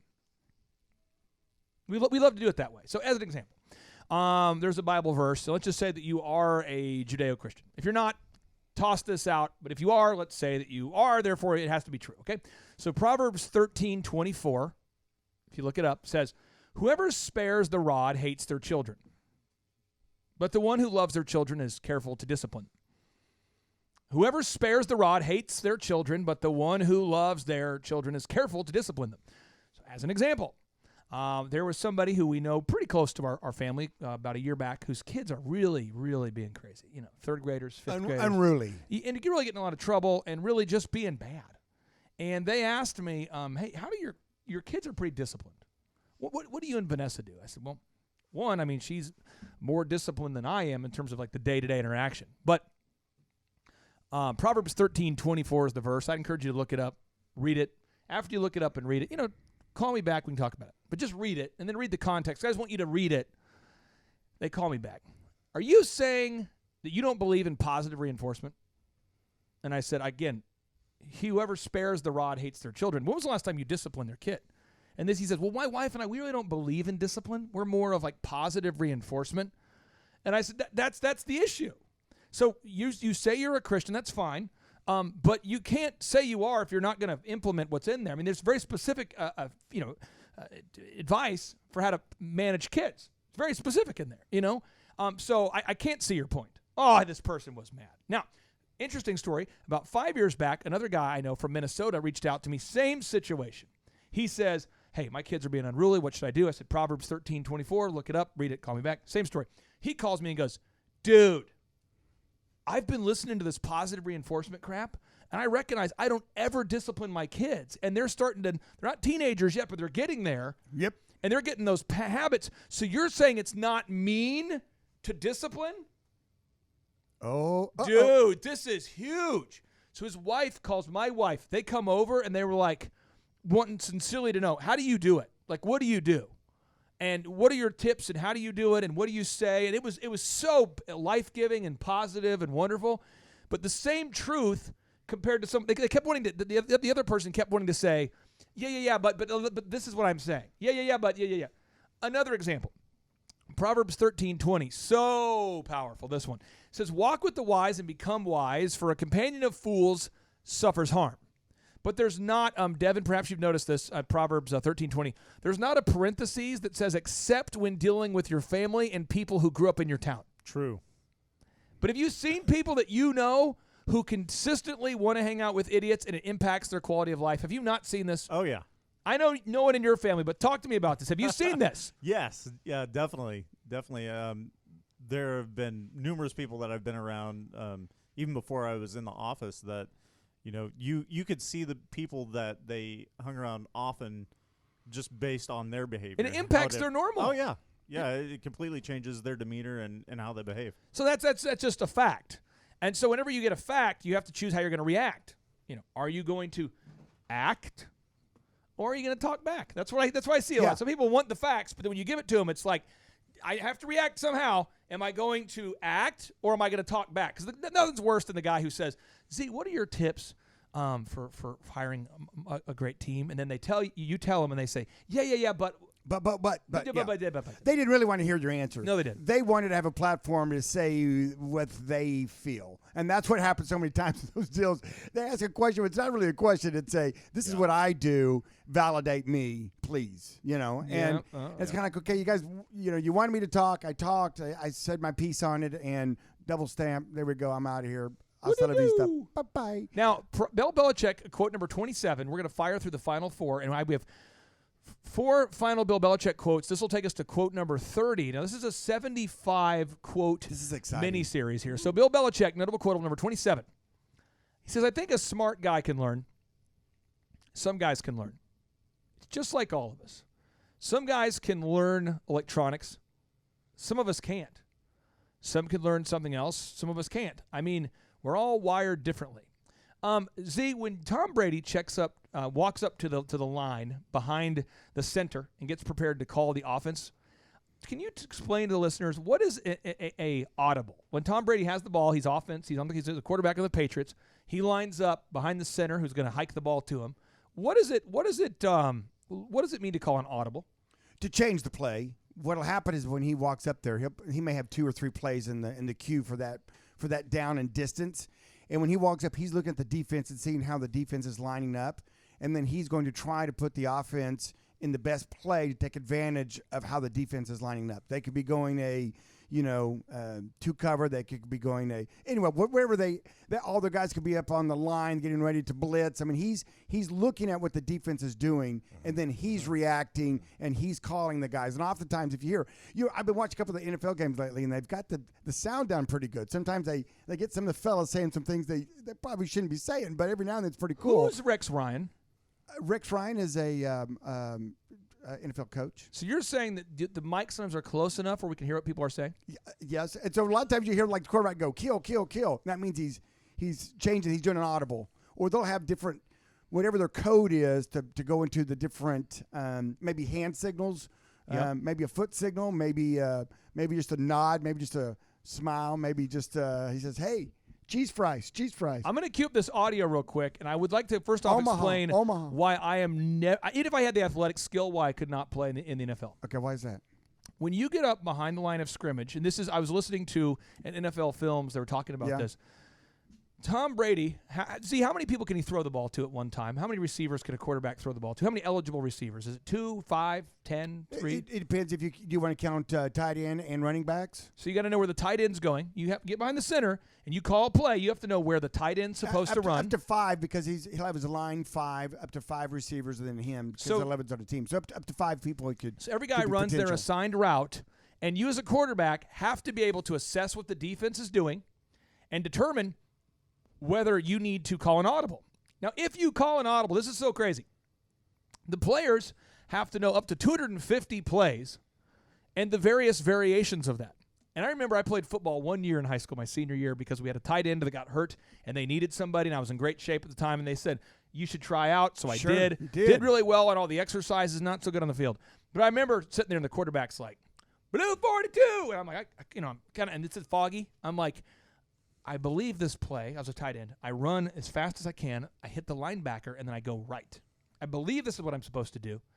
Yes. Now, this is all. You have like 20-something seconds to hike the ball. How many seconds do you have to hike the ball? What's the game clock? 25, 30 seconds. So you have 30 seconds to hike the ball in high school, whatever. And I'm there like, Blue 42. And the guy in front of you is like, I'm going to kill you. I'm going to kill you. And I go, oh, he's going to kill me. And so all this is going on, and your dad's like, you can do it. You can do it. You can do it. And you're thinking about the girl you're dating in high school because she's like, you can do it. And you're like, all this is happening. And Blue 42. And you're like, vaguely, it's like a fog. You're like, oh, you're trying to memorize the answer on the multiple question test. And then they hike it. And I think I'm supposed to run out, hit the linebacker, and go right. Right, yeah. So I run, I go right, just like a preseason game, and homeboy, the quarterback, throws the ball to the left. Now, he throws the ball to where I'm supposed to be. See, why do they throw the ball to where you're supposed to be, not to where you are? Because they assume, because they have to lead you with the ball, but they assumed you know where you're supposed to be. So my coach pulls me aside. This is preseason. Hey, that was Blue 42. Claire, are you retarded?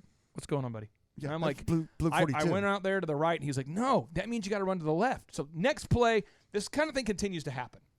And so I'm thinking like, man, I suck at this game. Well, if you watch the Patriots, Brady is so good, he's starting to have kind of fun with people. So 4 years ago, they're going against the Buffalo Bills, and Rex Ryan, who's like the Lord of hype. He loves to. When he was a coach, he loved talking about this year, we are going to the promised land. We're going to the Super Bowl. This is perhaps the best free agent class we've ever recruited, no matter what team he coached. He always was the hype man. Oh, yeah, always the hype. Always preseason favorite. So Brady is just sort of tired of this Rex Ryan narrative. So this is what he does. He gets up to the line. Is thrown for against one of his defenses. Rex Ryan! Now, he gets up, and Rex Ryan can hear this, but he's decided to call an audible called Rex Ryan.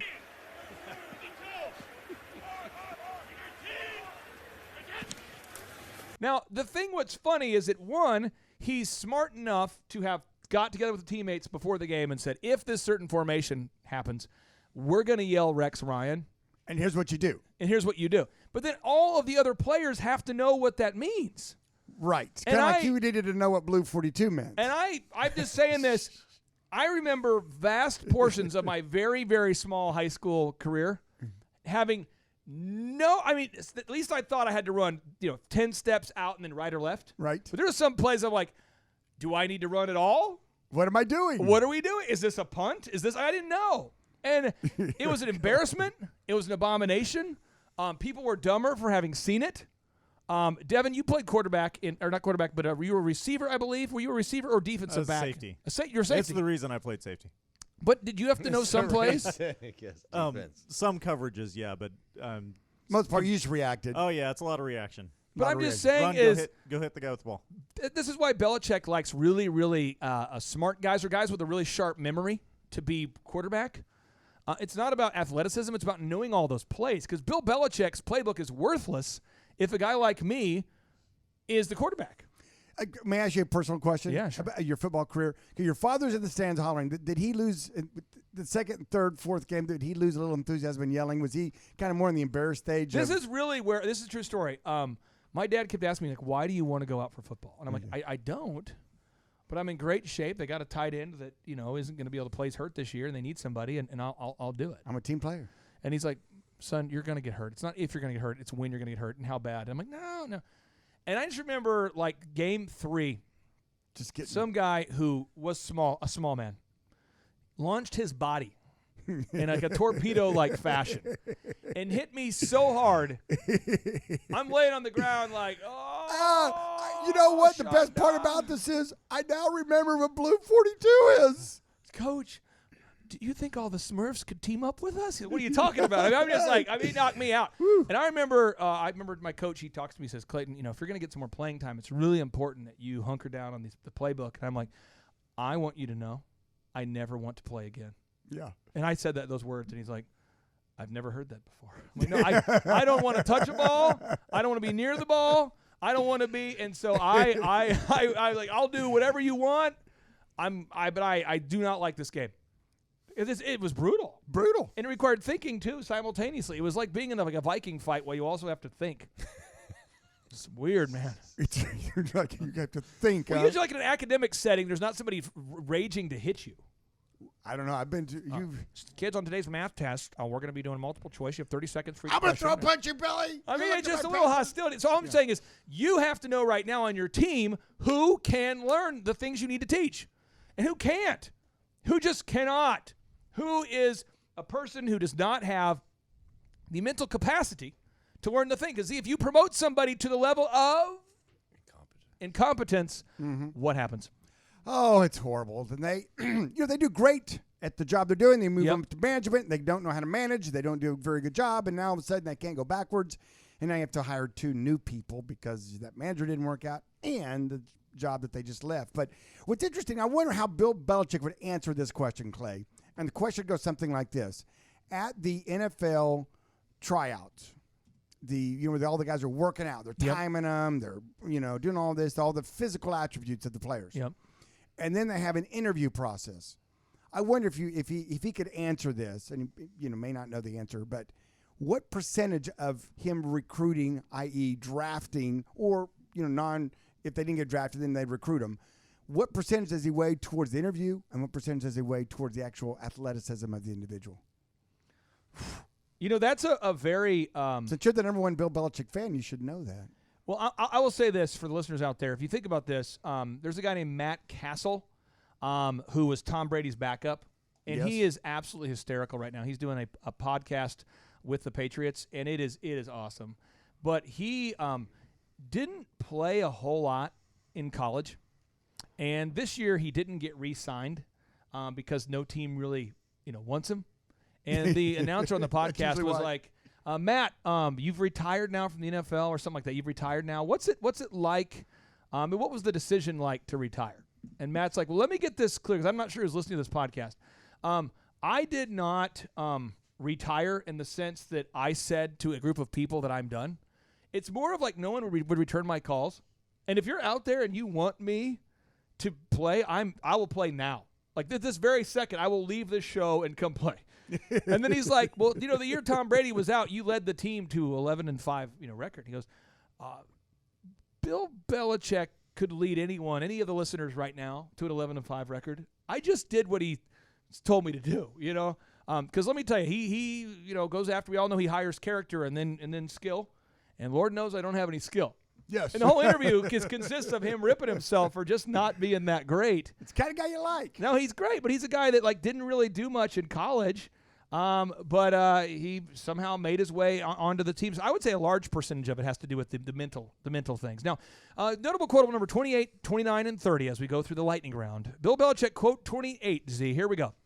All right. Bill Belichick says, I'm trying to coach the team, and that's what I want to do. I see a lot of entrepreneurs that are like, I'm doing really good with my business over here as an optometrist. So now I want to become an author / rapper / actor / MLMer / what was that again? Actor / rapper / MLMer / just a slasher. I want to be a tour guide. I want to be a life coach. I want to be a ladies' man. I want to life coach tour guides. I want to be a great father. I want to be a great Boy Scout leader. I want to be the head of the football team. I want to coach the football team. I want to volunteer the most. I want to coach the softball team, the baseball team. I want to be the world's best dad. I want to bring Gatorade for all the kids' events. I want to be the number one volunteer at church. And I also want to sleep 8 hours a day because I value life balance. And I want to talk slower. and you're going, you got to pick one, buddy. You got to just. But you've seen this before, haven't you? Where people Oh, they my just goodness, yeah. Bill Belichick wants to coach. gosh, That's all he wants to do is coach, and people are like, yeah, but why don't you write a coach? Why don't you want to write a book? Why don't you want to be a podcaster? Why don't you want to be a commentator? And he's like, I just want to coach. I just want to coach. Talk to you want listeners to be a about public that. speaking. Yeah, but here again, pick what you do and do it with excellence. And until that business can run with you being gone for a extended period of time and run with excellence and run well, just keep doing your job. Keep running your business. That's what I think a lot of times businesses fail because I think business owners sometimes get bored and they go, you know what? They do get bored a lot. I think I've got this kind of figured out. Now what? And being a serial entrepreneur, I understand that, but you have to put the time and effort into it because there's nothing worse than starting something and watching it die, in my opinion. So, before you want to go and do the next thing, make sure, and I see this all the time with entrepreneurs, they just get their thing to barely above water, and then they're on to the next thing. And then they forget about this. Next thing they'll come back and wonder why it's drowned. And it's like you've got to keep your core business. You got to remember the girl that brought you to the dance. You got to give her some attention at the dance. Otherwise, she's going to leave with somebody else. Charles, you've stayed focused on Koloff Fitness, you and your wife now. You started with a $115,000 house in Bartlesville, Oklahoma, have now grown it into 3 gyms. You're focused right now on opening your 4th and 5th gyms. Many great things are happening, and you're laying the groundwork for maybe hundreds of gyms. Have you ever felt the desire to do something other than fitness or to, move on? Have you ever, has Amber ever had to taser you back into focus? Well, yes, there's lots of ideas that we've came up with, and actually Amber has a lot of ideas that she'll share with me. Say, oh, this is working great. But I'm really big on a jack of all trades is a master of none. And so if you focus and just like just totally focus in on one thing, yeah, and then really nail it and create great systems and checklists and workflows and then scale that out, you'll probably end up doing better than differentiating a whole bunch of different things. That's kind of my experience with just kind of watching a lot of other people that have done well in one thing and they jump to the next. Now, some people just happen to be jumping on what you would call the parades, and they do pretty well. But that's more of an opportunity thing that you got to see, and it kind of suits certain people's personality. Certain people really they like to change, and I don't. I like sticking to the same thing and just doing it over and over and getting better and better at it. And so diligence is kind of my superpower. Z, one of our guests we just interviewed today was Tom Golisano, and he is doing very well. He is worth $1 billion. He started Paychecks. I think now he has the permission to probably focus on other things. $3.8 billion, and yeah, he's a baller. I'm going to cue up this audio here. This video is titled "Billionaire Golisano Battles Goose Poop and Finger Lakes Tax Assessment." Let me cue it up here, and you tell me, Z, why you think he's probably earned the right to focus on something else here. Okay, let me cue it up here. Let me get this video. Tom Golisano moved to Florida to avoid New York's high taxes. But he hasn't totally given up his New York real estate or the cause. He still owns a $5.7 million summer home on Canandaigua Lake. He decided to use a concept everyone could understand to raise a stink about high property taxes: goose poop. And the average goose defecate 2 pounds a day.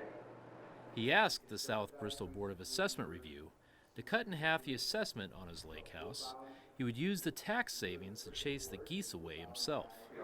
The rationale is if I have to hire somebody and pay him by an hourly rate, the number of hours that's required, it's going to cost me about $75,000. I think that should be subtracted from the tax bill, from 140 minus 75. He also quit paying his property taxes in protest. Mm-hmm. And how long are you willing to let that go on? Probably until they foreclose and repossess the property. Really? You would let that happen?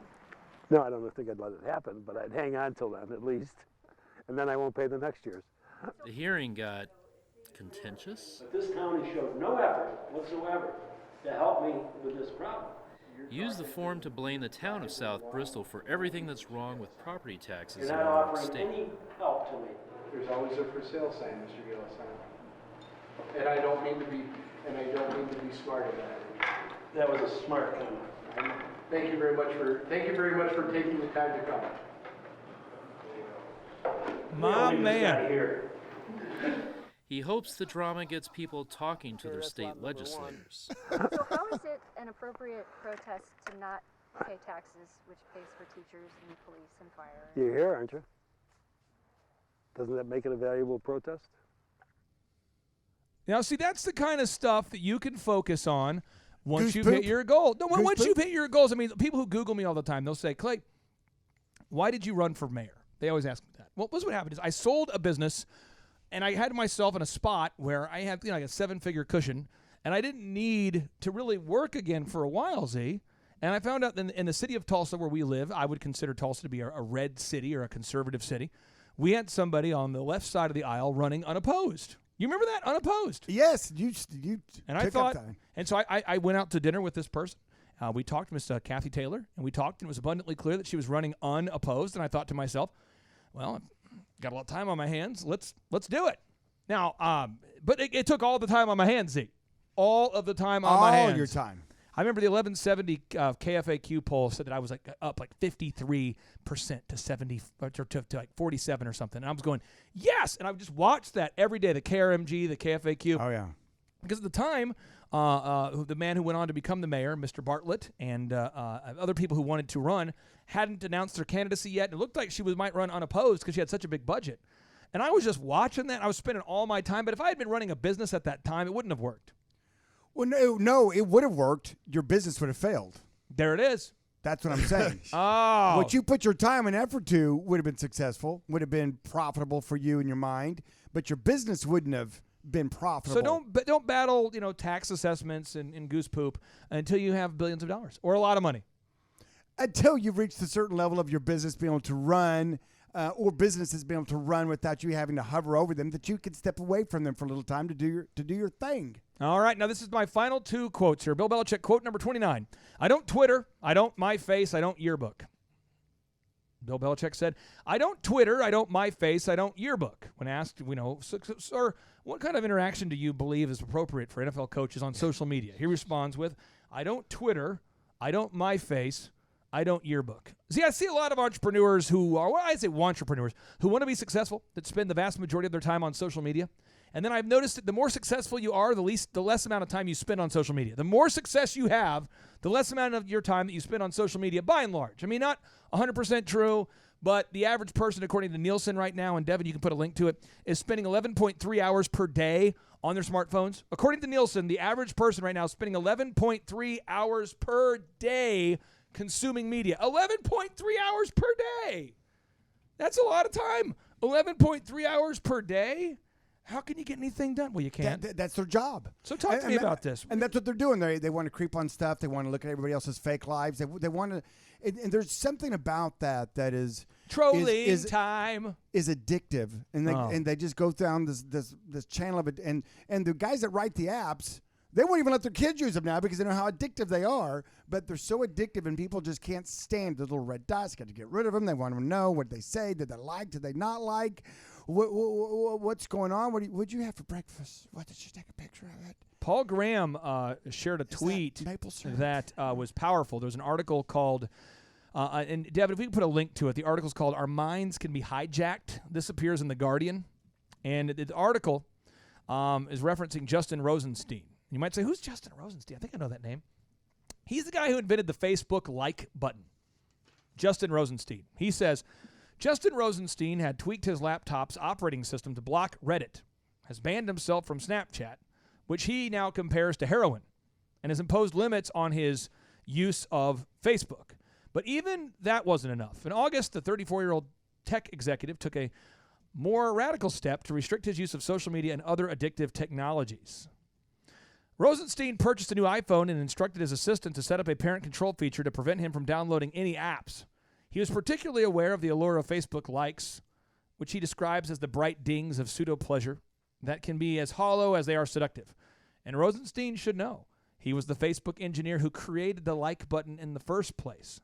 A decade after he stayed up all night coding a prototype of what was called the awesome button, Rosenstein belongs to a small but growing band of Silicon Valley heretics who complain about the rise of the so-called attention economy, an internet shaped around the demands of the advertising economy.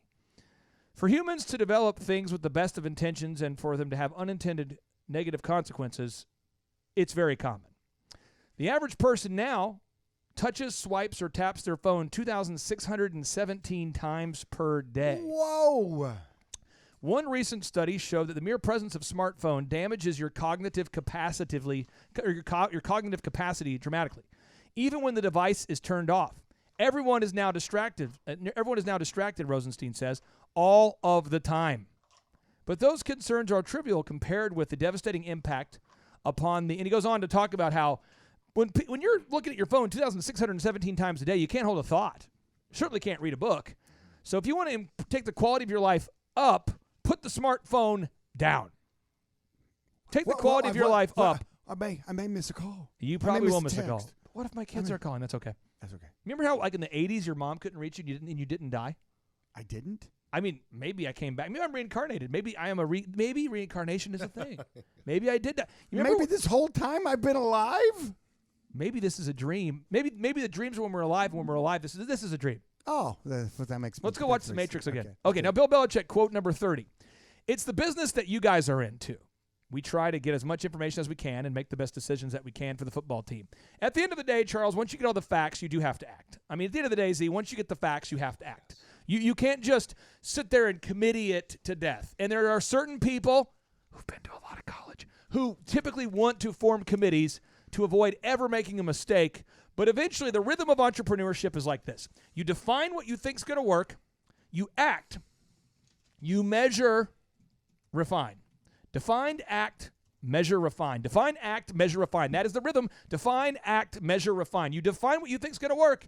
You gather the facts, but then you act, you measure the results, and then you refine. Charles, you've seen people who get stuck. There's people probably not in your company, but within other companies who will form committees, exploratory committees. You're trying to schedule a holiday party, and we'll form a task force to determine the best overhead music for the Christmas party and what day would be the good fit. And should we call it Christmas or should we call it holidays? You've seen this before, Charles. How can that absolutely destroy your momentum? Oh, yeah. Well, definitely the morale starts to change in that meeting, and generally we have somebody definitely wants it to go one way and definitely goes another way, and then we have to cover other action items, and then the morale for the whole meeting is kind of off. And then generally at the end, I just kind of make a decision, and I try to do it in a way that has logic with love, but the facts, and we just move on. And so that's generally how whenever that goes on in my corporate group. So Devin, what do I do during meetings when somebody tries to form a committee? What do I do? You see it every day. You make a decision. Yeah. Or I'll say highlight it green. You see right. that move? Okay, my decision today is I'm going to allow the committee. In fact, I'd like a committee to meet to talk about forming a committee because I think that's really where we're missing the boat. I have done this. I've seen you just do revisit, okay? Like they start getting stuck on something. Revisit. Revisit. Circle back. So we'll just move back. Circle back. Because it's something that's really not a revenue-producing activity, but somebody has a really strong opinion on it. And so I'm like, okay, well, we'll just revisit that, and I just move to the next thing. Or else we're going to be there all day, and everybody's emotions are going to get riled up. So, and generally within a month or two, everybody's kind of forgot about it. So it's just generally within a month or two. I love that. Now this show will come out after our Christmas party, but this year the Christmas party will be held at the beautiful Cityplex Tower. What floor is it on? 60th floor. And how many people do you estimate? I was talking to Sydney, given our RSVP number, but how many people do you anticipate being up there? We're getting closer to 400 every day. And there's some people that I'm sure want to have the party at a different date. You know, and not everybody's going to agree on the date. Correct. Not everyone's going to agree at the official time. I think it starts at 6:30, goes until about 11. But not everyone agrees on the date or the time or the number of drink tickets or the entertainment or the giveaways or and so Z, how do you make these tough decisions? Do you form a committee? What do you do? I just make them. I mean, it's not rocket science. I mean, the thing about it is if you're throwing the party, you get to pick the date. You don't have to have a committee to find out what date's best. You pick the date that's best for you. Here again, it gets back to that, having things. You're the boss. I love what you said. I mean, with love. I mean, you always want to be compassionate and you want to take things into consideration. I don't think I ever have a Christmas party make it on December 24th, December 25th. It's my party. Hey, it's Z's party. Yes. There you and go. you can cry if And you I want can to, cry if or I you want can, to. you can cry with joy if you want to. That's right. Yes. But it's your party. I could laugh if I want to. You could, and it could be a great thing or it could be a bad thing. Right, and then people can decide because they've been going to it now for years whether they want to come or not, and that's on them. You know, I mean, hey, I'm not forcing anybody. This isn't Russia. Is this Russia? By the way, we have a listener in Russia right now who's been emailing us recently, and that is true. But Mr. this is Putin? not. Hey, are you at all aware of the shared military exercise right now between Russia, Iran, and China? Have you heard about this? I was talking to Wes Carter, my attorney, today about this. We had some downtime. I'm not surprised. Now, I've heard about this one specifically. I can't say that I have. This just came in here. This just in. I want to read this to you. This is a little bit exciting here. Right now, Iran says the joint naval maneuvers with Russia and China are going to start in December, and I don't know if that's a good idea necessarily. But again, it's their party. They can do military exercises if they want to. That's true. They're not running it by us, and if we don't like it, we need a bigger military, right? I mean, right? Well, I mean, what does that mean, and what do we need to do? I mean, those are all good questions that the people we elect are, supposed to take care of. We believe, but again, if we don't agree, we can elect somebody else. This you don't is agree true. with your boss, If we you don't can like go their somewhere else. we don't like their actions, and that's what you do. You have a vote, and then you can apply your vote. Z, why should everybody tune into part 4 of our epic Bill Belichick Notable Quotable Breakdown series? I mean, what kind of management skills do people need to learn? Well, here's the deal, folks. You're going to learn by the mistakes or mentors. And whenever you find goats, when you find guys that are like really at the top of their game, the greatest of all times, that's the GOAT acronym there. When you find some of those guys, you can kind of deep dive into them and their life and how they run their organization. You might say, yes, it's not a true business. It is a business. And he is the CEO, and he is running it like a business. He has different, moving parts. But, guess what? When you look at your P&L every month, that's whether you win or lost. I mean, they talk about his on ESPN. They probably don't talk about your business on ESPN too much, but there are a lot of similarities. So why not study someone who's at the top of their game and doing it with excellence? Plus, he's kind of entertaining anyway, too. I think we have to wrap up today's show with a boom. Are you prepared? Yes, sir. Team Cola, are you prepared? Yes. Devin, are you feeling the flow? Special D. Are you riding the bull? Oh, right. Are you metaphysically prepared? I believe so. I found out, by the way, most people listen to this show on the way to work. So even though we're ending the show with a boom, it's kind of like we're starting a commencement ceremony with a boom, because commencement means to begin. Let's do it. So we're kind of like starting the commencement of your day right now. It's a commencement ceremony on boom. Z, are you ready for the boom? Let's get it on. Here we go. 3, 2, 1, boom! Stop what you're doing and think about this for a second. What would happen if your company was suddenly able to generate exponentially more quality sales leads? That would be incredible. What would happen if your company came up at the top or near the top of the Google search engine results?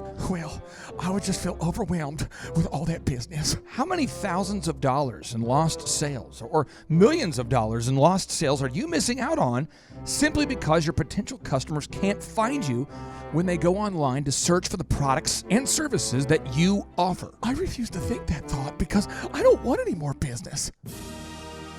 Unless you are a dirty communist that hates money, my new book, Search Engine Domination, will help you grow your business.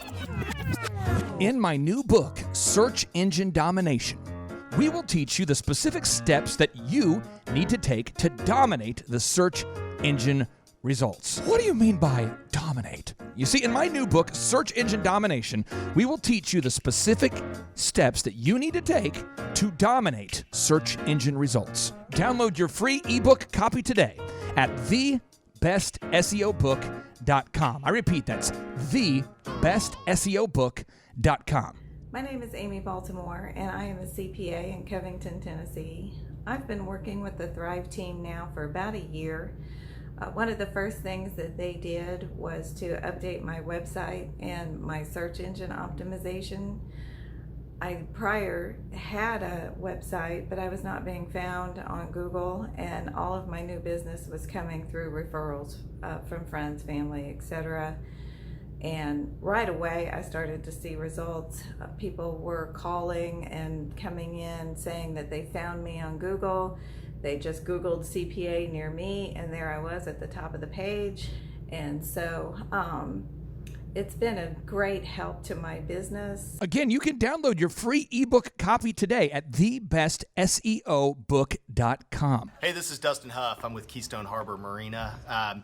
We joined Thrive back in January and have been working with these guys for about 7 months. During that time period, we have moved up our Google rank through reviews and SEO processes that we've compiled through these guys. Our leads have gone from about 4 a week to now 165 a week.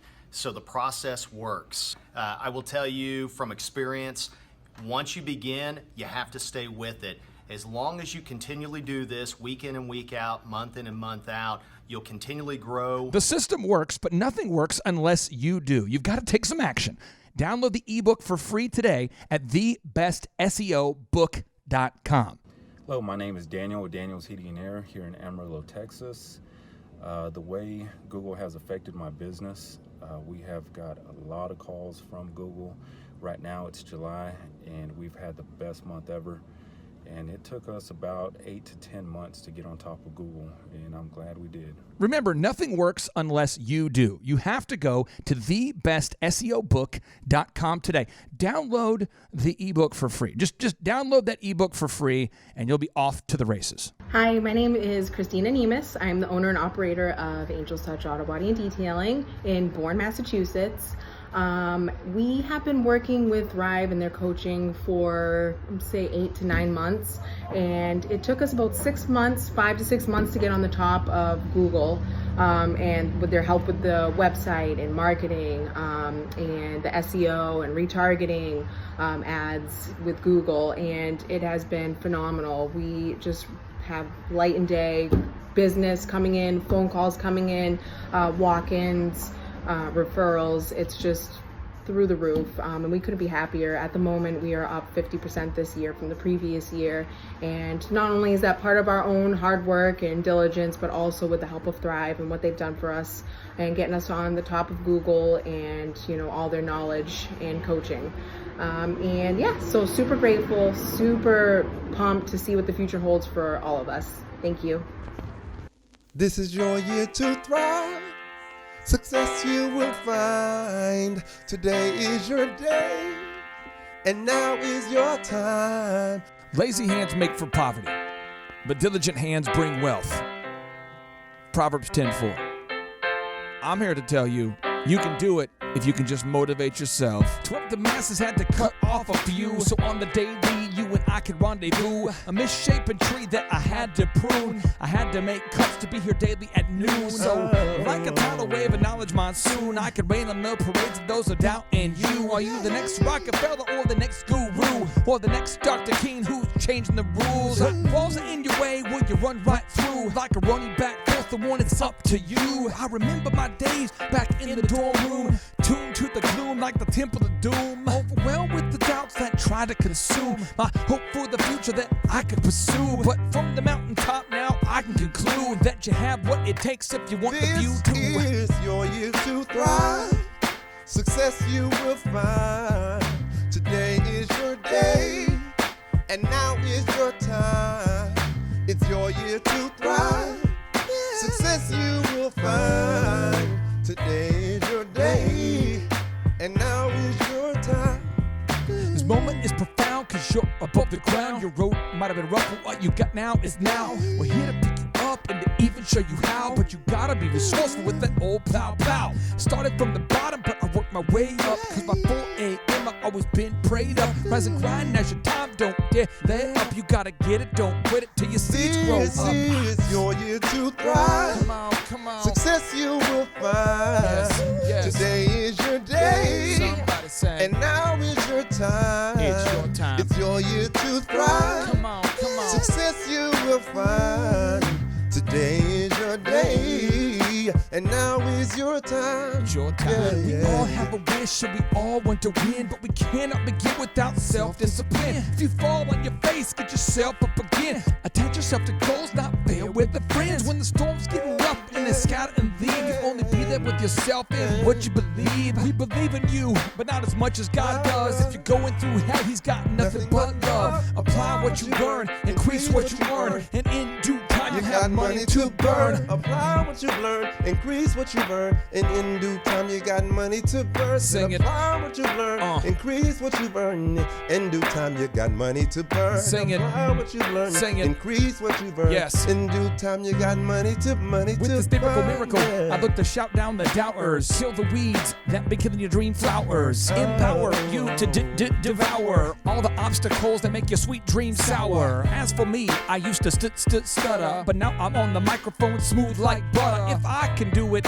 I know you can too, but you must stick to it like postage do. And while Merton's on the chorus, singing what he sings, I encourage you to dream big dreams. Today is your day. Today's your day. And now is your time. It's your time. This is your year to thrive. Sing it, sing it. Success you will find. Today is your day. It's your day. And now is your time. It's your time. Today is your day. Come on. And now is your time. Sing it, Martin. Today is your day. Now is your time. I realize I can't sing like that, but I can talk and play the woodblock.